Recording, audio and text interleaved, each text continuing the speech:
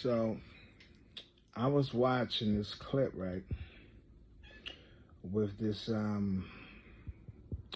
young dude, right? He had to be about maybe 4 or 5 years old, but he was going through training for boxing, right?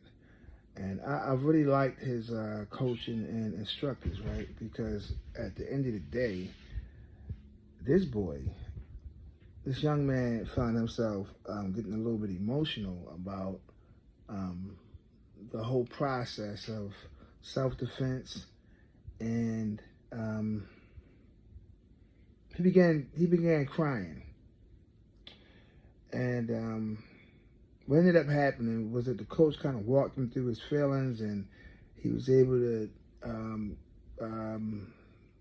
At the end of the clip, he was able to see that it was his feelings that he had to overcome for him to, become better at what he was doing, and it was a lesson to be taught and a lesson to be learned.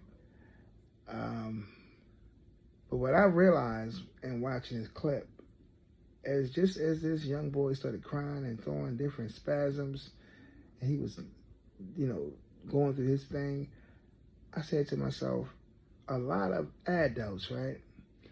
Though this man may be 6'3", or this woman may be however tall and however grown in age, a lot of them are still that same child that never really got that mentorship so they can understand their feelings and what they're dealing with to make it through whatever it is that they're experiencing.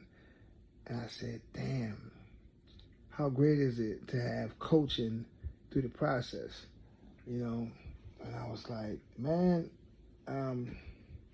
so with that said, I said, man, I know as parents, we don't always have the time to do it ourselves, but I think that it's a great thing to involve your children into some type of form of martial arts or sports or something to show about teamwork and just learning about what you're able to do physically, and just hopefully you got a great coach with you.